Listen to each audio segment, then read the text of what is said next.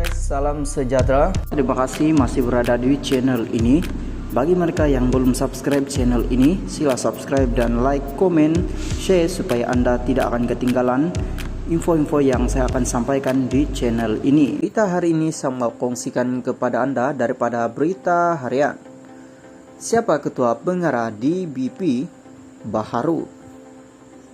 Kuala Lumpur, siapakah yang bakal menduduki kursi ketua pengarah Dewan Bahasa dan Pustakaan di BP susulan tamatnya kontrak Datuk Abang Salehuddin November lalu. Abang Salehuddin sebelum ini dilantik sebagai ketua pengarah di BP pada 2019 sebelum bersara wajib pada 15 Oktober 2021. Bagaimanapun beliau dilantik semula ke jawatan itu secara kontrak pada November tahun yang sama. Sebelum ini, DBP mengiklankan secara terbuka mengenai kekosongan jawatan berkenaan. Sumber memberitahu bahwa beberapa nama sudah dipanggil untuk ditemuduga membabitkan tokoh dunia penerbit penulis, persatuan penulis lain pesara di BP sendiri. Namun sehingga kini kursi hangat itu masih kosong. Sebelum ini kursi ketua pengarah di BP memang selalu menjadi perhatian karena kerapan Kementerian Pendidikan KPM membawa masuk orang luar sebagai pengundi. Organisasi berkenaan termasuk ada kalanya dari kementerian lain, antara yang pernah mengemudi di BP termasuk Datuk Aziz Daraman, Datuk Dr. Firdaus Abdullah, juga Datuk Tarmuzi Muhammad Abdul Aziz. Namun pada 2019 KPM menamakan Abang Salehuddin yang sebelum ini bertugas sebagai timbalan ketua pengarah dasar dan memangku jawatan ketua pengarah sejak Desember tahun 2018. Susulan kekosongan itu terdapat beberapa nama mula kedengaran dalam kalangan penggiat sastra dan budaya. Selain nama timbalan ketua pengarah dasar di BP sendiri yaitu Muhammad Johari Hasan, terdapat juga kabar angin mengenai kegiatan melobi oleh individu tertentu untuk mengisi kekosongan itu. Bagaimanapun sehingga kini jawatan itu masih kosong, malah sumber menyebut di BP ketika ini juga dalam usaha menyemak semula lantikan politik di dalam lembaga pengelolanya selari dengan arahan kerajaan. Sebelum ini, jemaah menteri memutuskan semua pengurusi dan ahli lembaga pengarah lantikan politik ditamatkan perhikmatan dengan serta-merta. Untuk rekod daripada 14 ahli lembaga pengelola di BP, 10 adalah lantikan politik.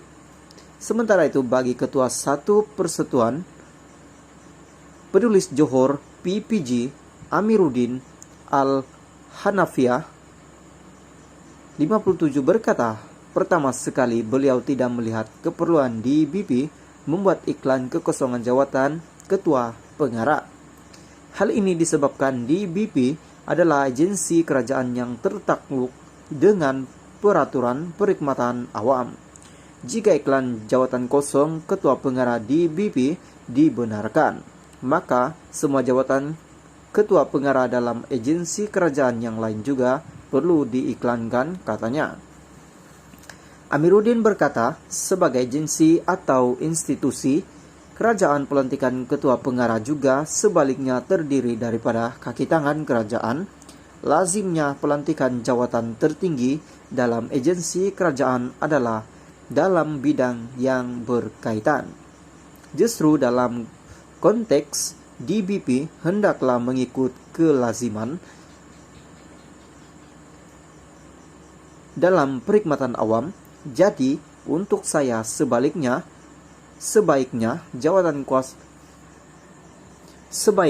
jawatan ketua pengarah dalam pengarah adalah satu kenaikan pangkat dalam kalangan kaki tangan di BP itu sendiri.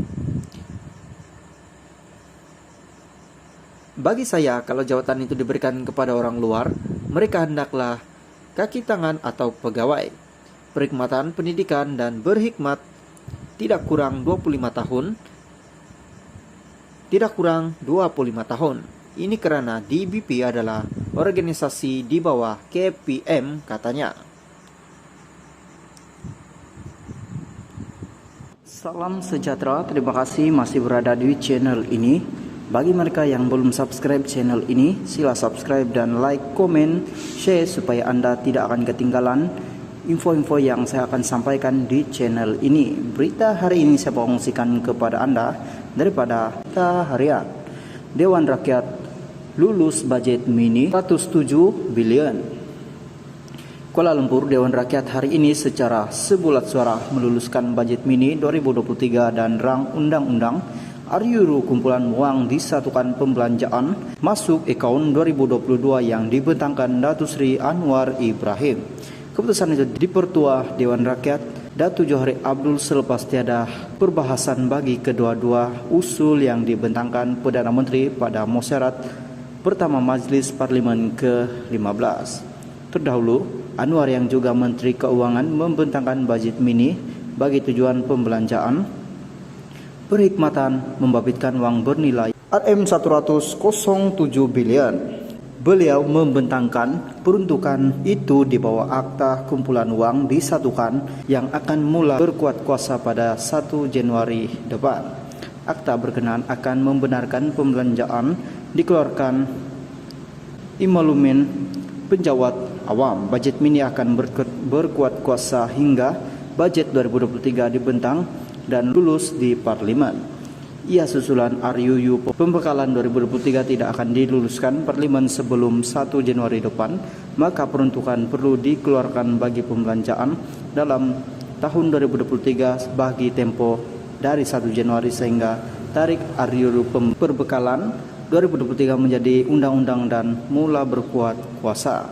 Dalam pada itu, Anwar menerusi Section 4 Akta Kumpulan Uang Pembangunan 1996 mencadangkan dana bernilai RM55 juta dikeluarkan daripada kumpulan uang pembangunan bagi tahun 2023 untuk pembelanjaan segera. Halo guys, salam sejahtera. Terima kasih masih berada di channel ini. Dan bagi mereka yang belum subscribe channel ini, sila subscribe, like, komen, dan share supaya Anda tidak akan ketinggalan info-info yang saya sampaikan di channel ini. Berita hari ini saya mau kongsikan kepada Anda daripada Sinar Harian. Warisan Gesah ME63 segera dimuktamadkan. Putrajaya, Presiden Parti Warisan Sabah, Warisan Datuk Seri Muhammad Safi Afdal menggesah